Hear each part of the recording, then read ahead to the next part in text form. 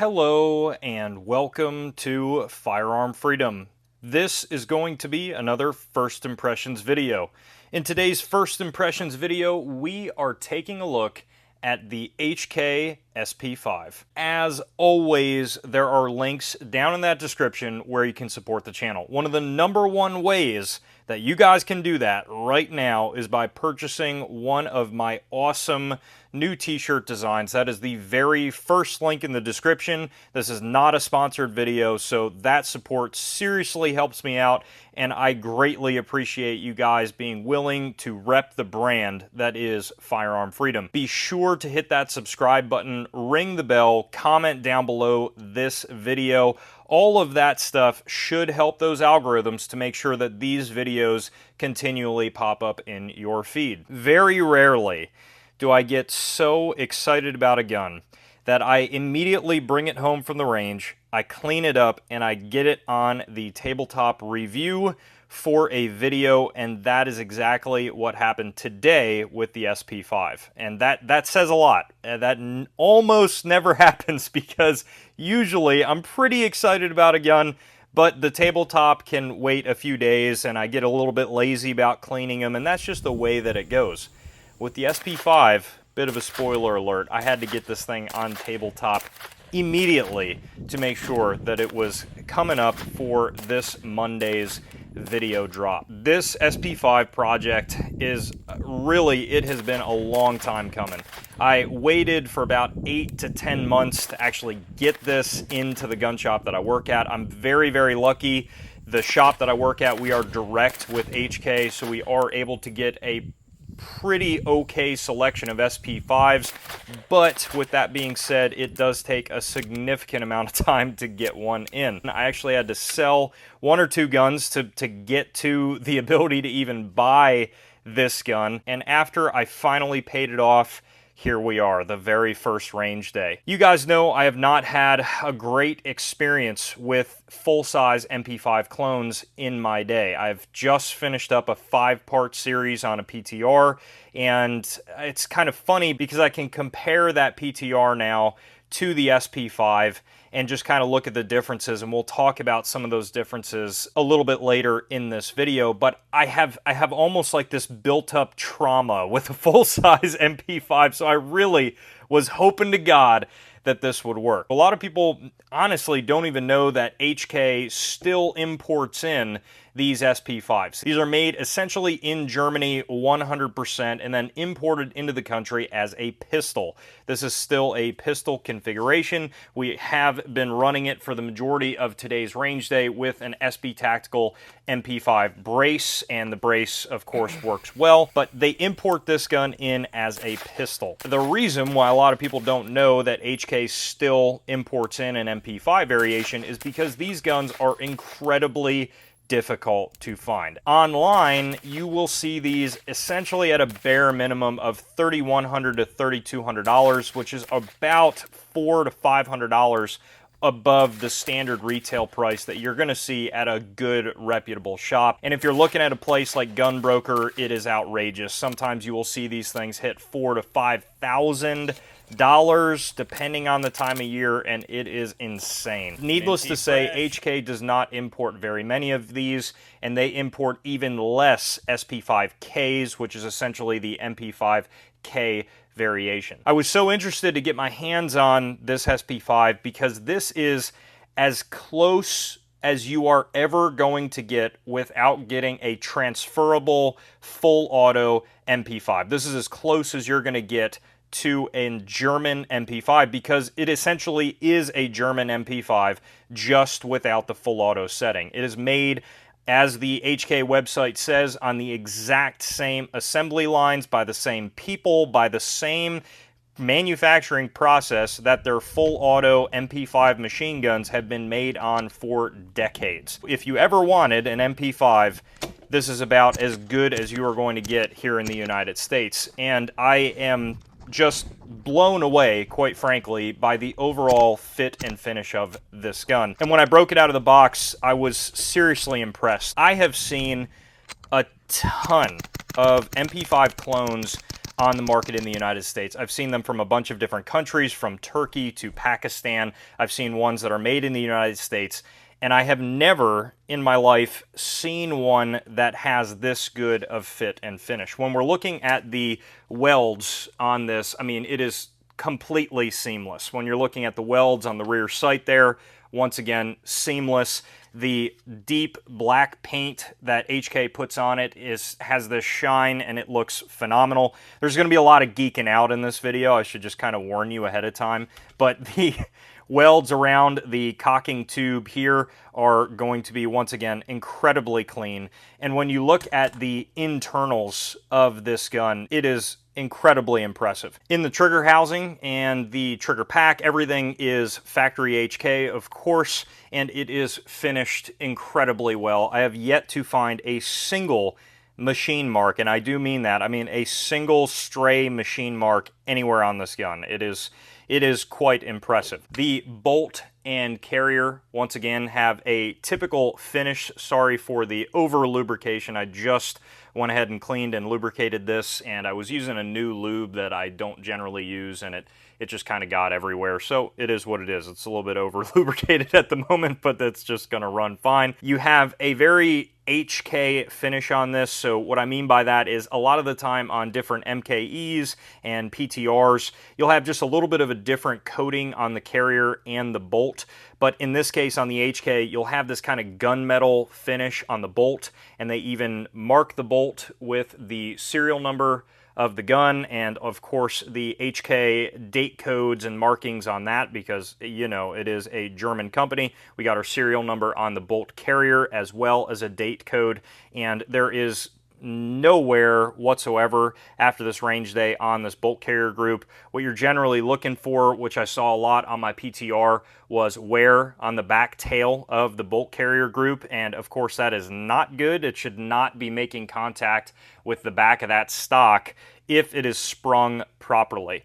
One other thing that I notice is that typically with the standard MP5s that you see coming into the country, it has a little bit of an older spring design where it actually kind of like suctions in there, and it's a little bit tight to get in and out. In this case, it looks like on the newer SP5s, HK went away from that entirely, and it is just simply freely floating in there. So there's nothing holding that spring in place. I don't know if this is just simply a new design that they started using, but I have no issues with that at all. It makes it a little bit easier for disassembly and all that good stuff. And I think it actually has a lot less wear on the O-ring of the recoil spring, so I think that's probably a smart move overall. What you are going to get in the box, you would hope you would get a lot with a $3,000 gun.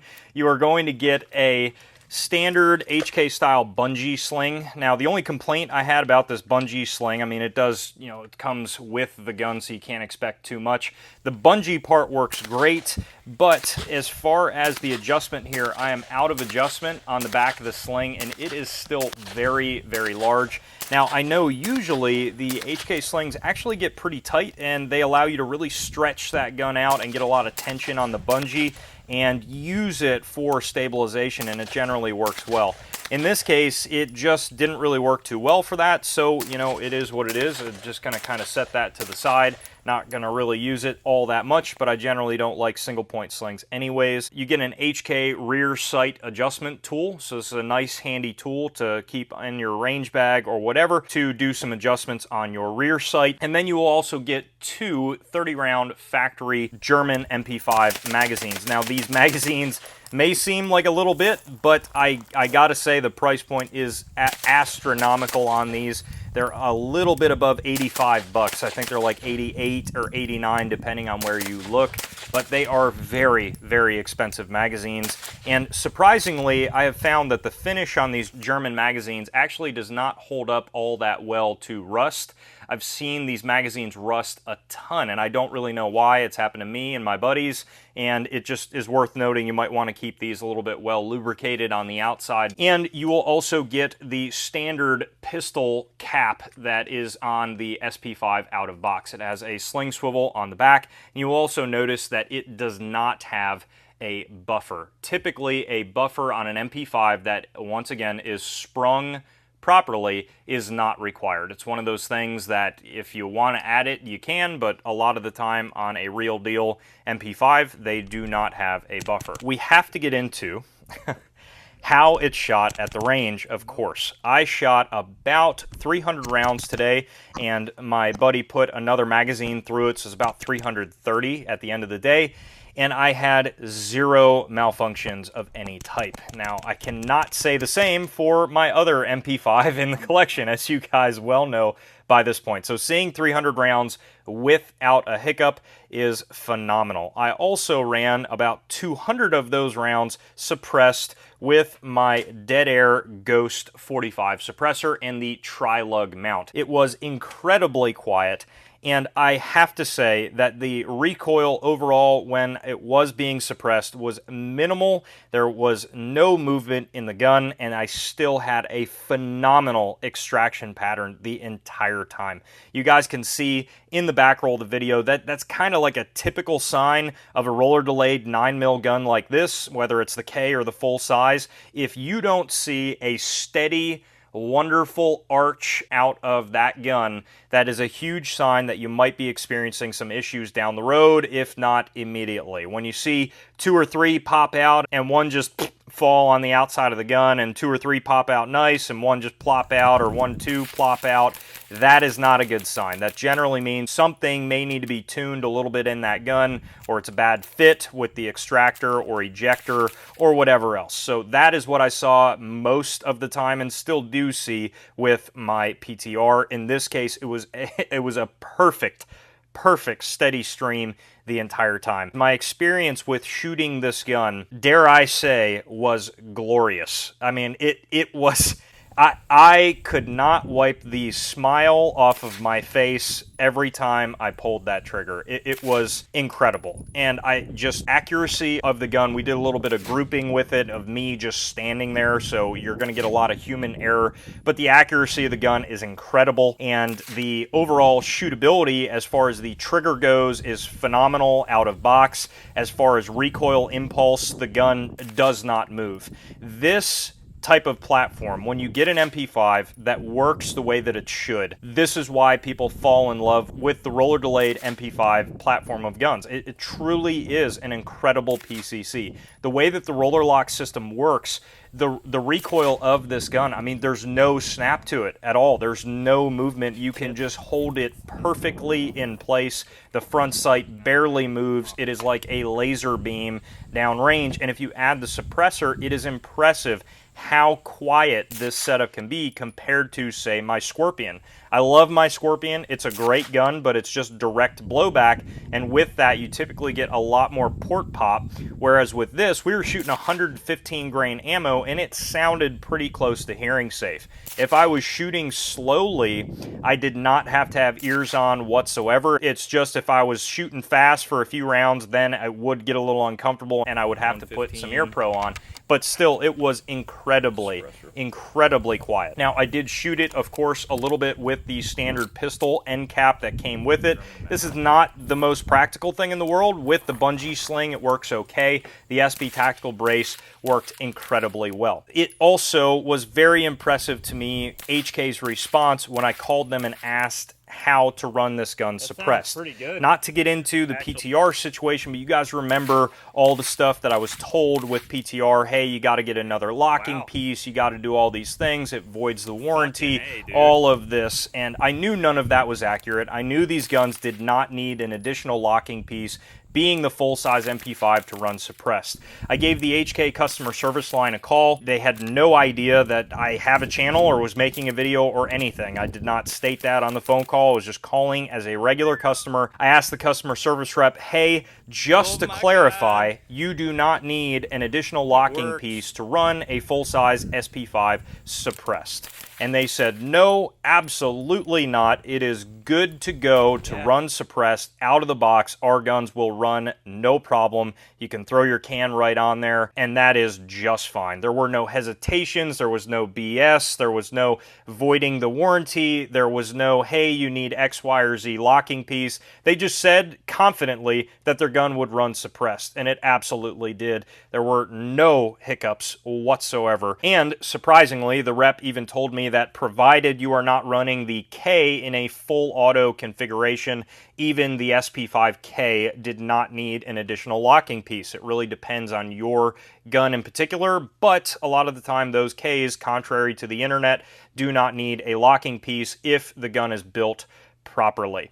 The other thing that I noticed about the SP5 out of box is the spring, as far as the recoil spring, is much, much tighter. It feels about double the poundage of my PTR. Now, I don't know if the PTR is just broken in. I don't know if the spring is just kind of worn out at this point prematurely. I don't know the quality of the spring, but I can tell you there is a very noticeable difference in how this SP5 is sprung versus the PTR. So much so that I am actually going to try to source a new MP5 spring to put in that PTR to see if there's any sort of difference there in the overall performance of the gun. This is most definitely sprung a lot better in the recoil spring department than anything else that I've seen on the market. They really did a great job with this. Not only did I run the German magazines, but I had these Korean mags taped off with green on the bottom, so I knew the difference if I was going to have malfunctions. I ran these mags and still absolutely no issue with the gun. I also ran 124 grain ammunition and also 115 grain ammunition, and again, absolutely no issues whatsoever. The HK SP5 does not have a Picatinny rail. It has a very traditional MP5 style, and the traditional MP5 is not going to have a Picatinny rail. It has a section here that you can use a claw mount. That mount is going to clamp on and allow you to have an optic on there if you would like. I am going to put this SP5 continuously into a role that serves as a defensive PCC. Now, with that, I'm going to be making some practical changes that are probably going to anger some purists out there. So I will be doing some upgrades here with the handguard that I am not going to do on the PTR. I'm going to keep that PTR as more of just kind of classic look to enjoy the classical appearance of the MP5, whereas this one, we're going a little bit modern and we're going a little bit practical. But I promise it will still have taste. The overall question: is it worth the almost $3,000? Guys, I'm not a brand biased person, okay? I really do enjoy HK, but I have guns from a lot of major manufacturers, and I really don't turn my nose up at anything. If the gun works, if it feels good to me, I'm gonna like it. I try to separate the company from the gun. The MP5, especially the MP5 variations that are in the United States, are one type of firearm. It is quite the crapshoot. I've seen a lot of different MP5 variations be all over the place. So much so that in almost every manufacturer now, I have seen almost every one of those be maybe 50-50. You might get one that works really well and is flawless, you might not. And I've seen that across the board. The SP5 is one of the very few that I don't know that I have ever heard of an issue being reported, at least at a grand scale, of the full-size SP5 variation from HK. I don't see it.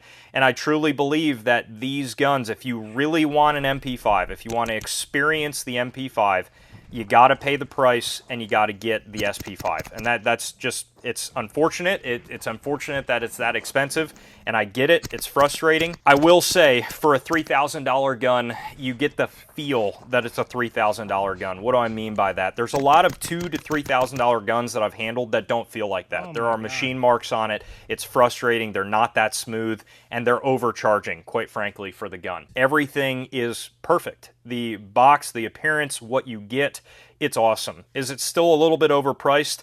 Probably. You are definitely paying for the name. If it was around $2,000, would I say that'd be a lot more reasonable? Absolutely.